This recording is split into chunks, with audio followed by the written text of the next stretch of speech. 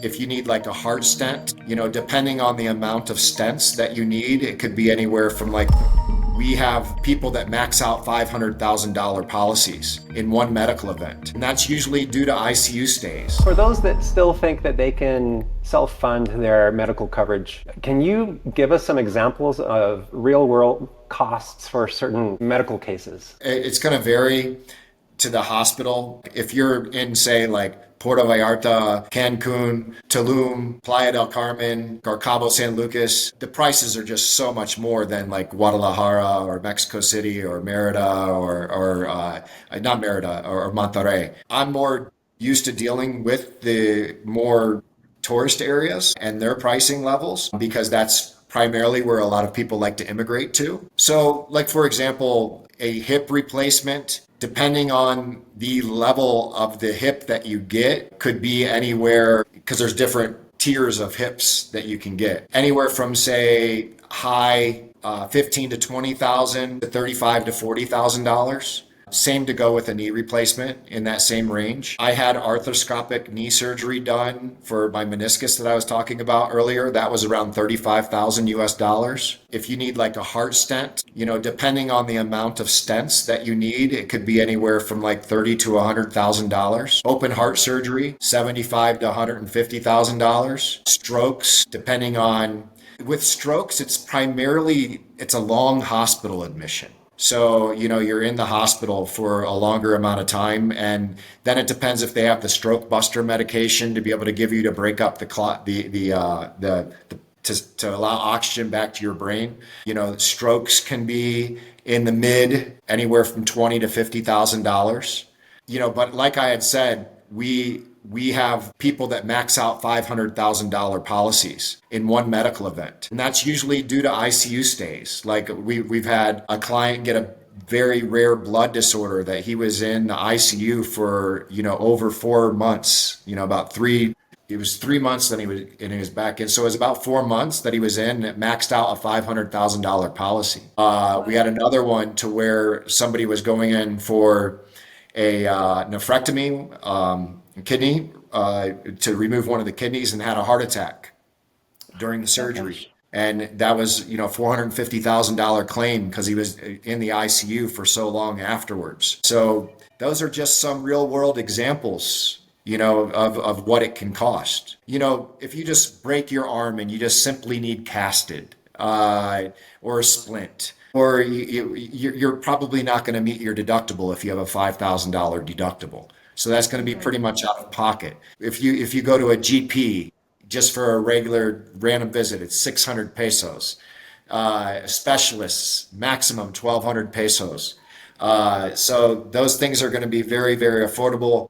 And most likely, you're never going to get to your deductible with those. So these policies are to protect you from those major financial burdens. And this is exactly why we created our Move to Mexico Discovery Week. We're actually in the middle of one right now, in fact, bringing together professionals like Brett, immigration attorneys, real estate experts, and insurance brokers, so people can get real answers before they move. We've had people arriving all day today from different places all over the United States, from California, North Carolina, Connecticut, Texas, Oregon, and Massachusetts. We're going to visit neighborhoods here in San Miguel de Allende and learn a little bit about history, talk about health insurance, Mexican healthcare, rentals, real estate, building your home, mortgages, and we're going to visit the cities of Guanajuato and Querétaro all in the next 7 days. It's not just about dreaming about Mexico, it's about understanding the practical side so that you can move with confidence. If this is something you've been thinking about, we do still have spots available for July. Scan the QR code or click the link in the description. All right, now let's get back to the conversation. Our particular plan waived the deductible altogether after 3 years of not filing any claims.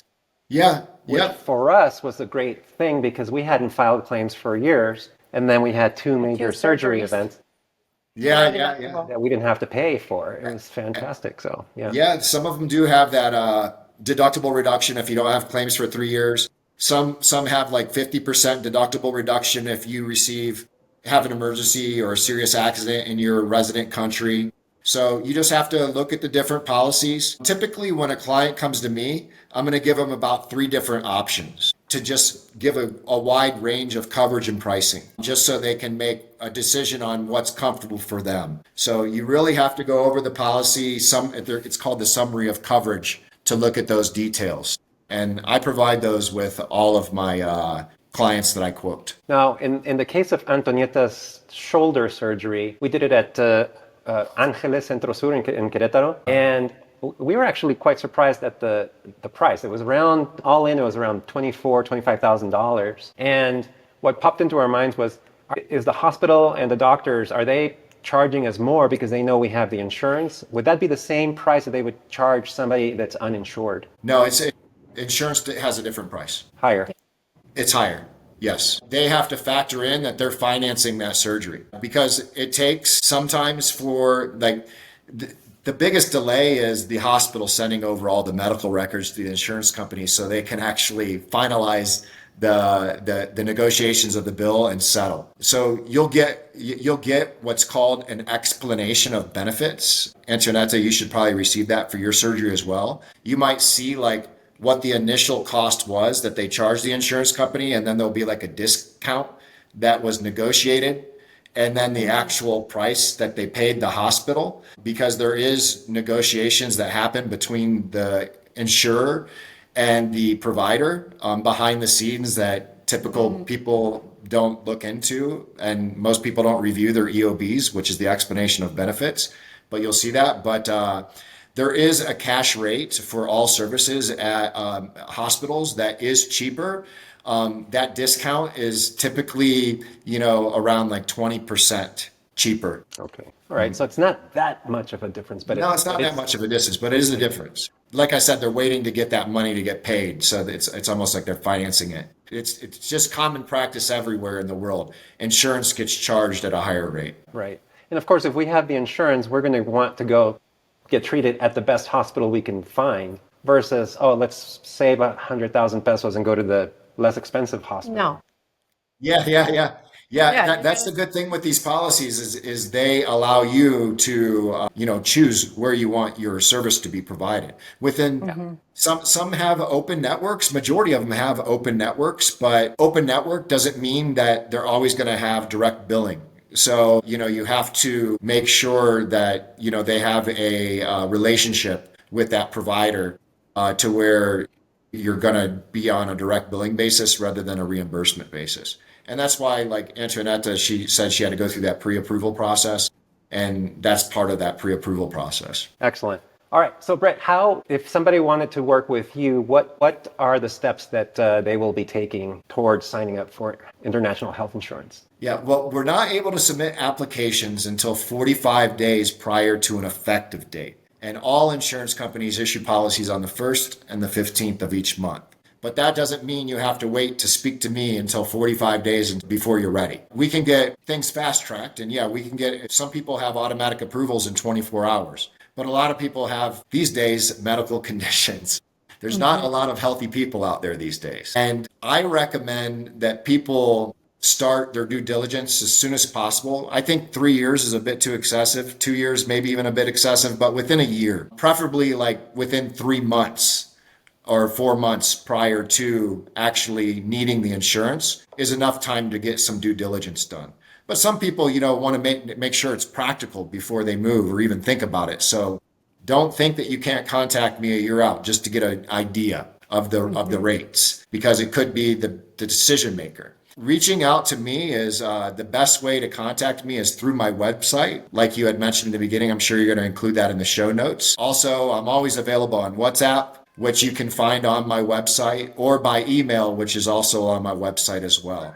But the best way is just to go to my website and submit a quote form. So you're able to reach me that way, or you're just WhatsApp or email. Either way, you can always reach me.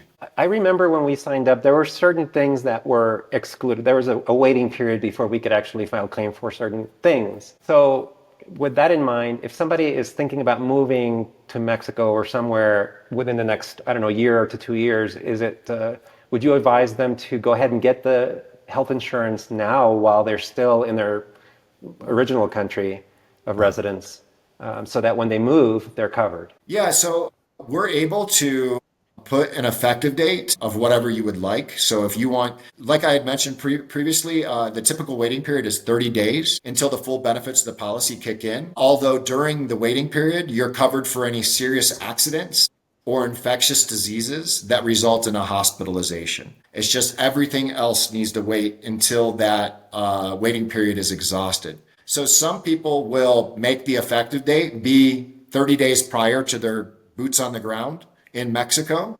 So they're covered from day one. Some people are okay with that being covered for just serious accidents and infectious diseases. So they just make the effective date the day they arrive. And others that I suggest that have to go through medical underwriting, sometimes it's very, very difficult to get those things done in your home country. For example, it's very difficult to get an EKG unless you have a diagnosis in the United States or Canada. Like it's very hard to get those scheduled. And a lot of, that are on high blood pressure medication, cholesterol medication, or diabetes, they're going to have to get an EKG to submit with their application. So a lot of people will just wait to get all their medical done until they get in Mexico, because we can have an EKG done same day. Lab results, we can get same day results on labs because the system here is efficient. So what I recommend for those people is to get a short-term emergency medical policy for the first 30 to 90 days when they arrive, just so they have peace of mind that they're covered. And it gives them time to get their annual coverage set up. And if their annual coverage gets set up earlier than the end date of their short-term emergency medical policy, we can cancel it and get a return of unused premium, prorated at the dates that's left on that, so they don't lose out on any money.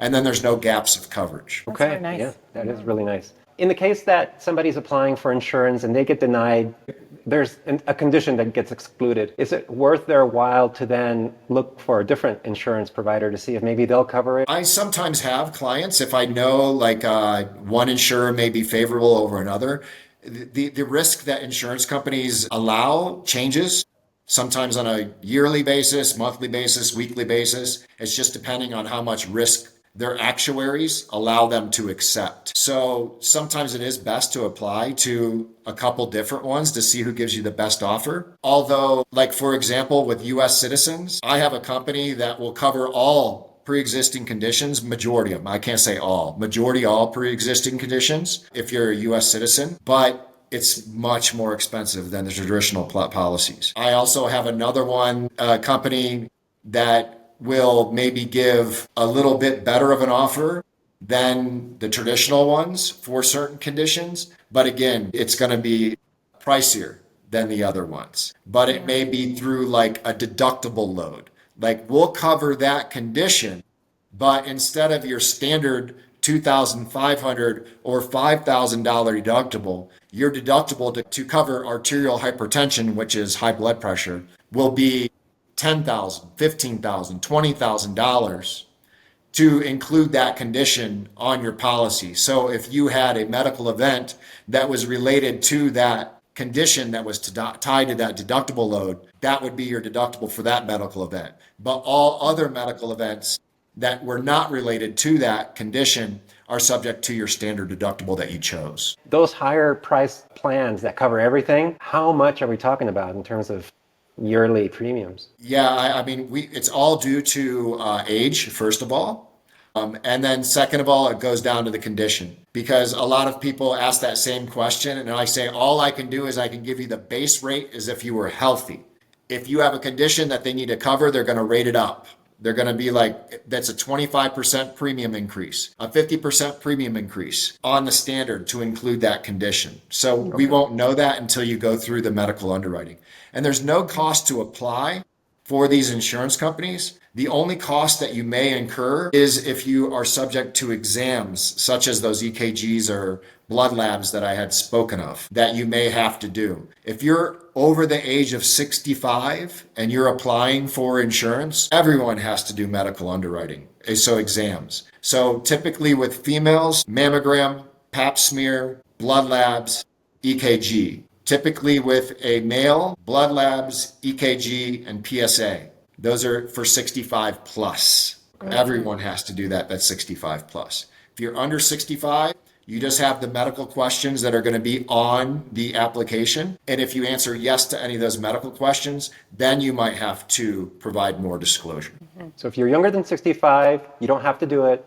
You get your plan. Then once you pass that 65-year-old threshold, you still don't have to do Because you're not any applying. underwriting. You already have the policy. And then speaking of age, is there a cutoff? Is there you can't get covered above a certain age? Yeah, 74 is the age you have prior to your 75th birthday to have access to about 99% of the options. I have 2 options that allow you to apply to age 85, but be prepared for like premiums $15,000 to $20,000 a year. That's huge. Wow. And if we're already covered, if we're already signed up to a plan before 75 years old, then we're covered for life, guaranteed? Yeah, as long as once you have a policy and as long as you renew in the same policy, you have guaranteed renewability and guaranteed coverage for life. A lot of people will be like, Brett, I didn't file any claims. Why is my premium more? Well, they don't go up for your personal claims, never. It's not like a car insurance, like to where if you get in accidents, your premium becomes more expensive. Mm-hmm. My people that have those $500,000 claims, their premiums are no more than a male or a female their same age. Okay. With the same policy. Your claims never directly affect your policy. It's basically your claims go into the pool. How much premiums did that specific policy you collect from everyone that has that policy? How much did that policy pay out in claims to everyone? Was the company still be able to make a profit? Because as we know, insurance is a for-profit business. So if they're not making a profit, they're going to raise the rates even higher. Yeah. All right. So one final question, and this is something that we sometimes get asked, is as you age, you may have to go into assisted living or long-term care like that. Do the insurance plans cover this? Just like the United States, that's called long-term care insurance when you would go into an assisted living facility. So long-term care insurance is not offered in Mexico, and it's not included in your policies. The only type of care similar to what you're talking to that could be built into one of these major medical policies is palliative care or hospice care. That's it. But not like if I'm just old and I can't take care of myself anymore and I need to go into a nursing home. That would be on your own. And there's very, very few nursing homes in Mexico. They're starting to pop up here and there, but the availability is nil because most Mexicans, the families take care of that person. We're going to leave the link for those that want to get a hold of you in our show notes. Fantastic. Don't wait until an emergency happens. Get informed and protected before you move. Thanks for joining us today, and we will see you on the next one. Bye, everybody.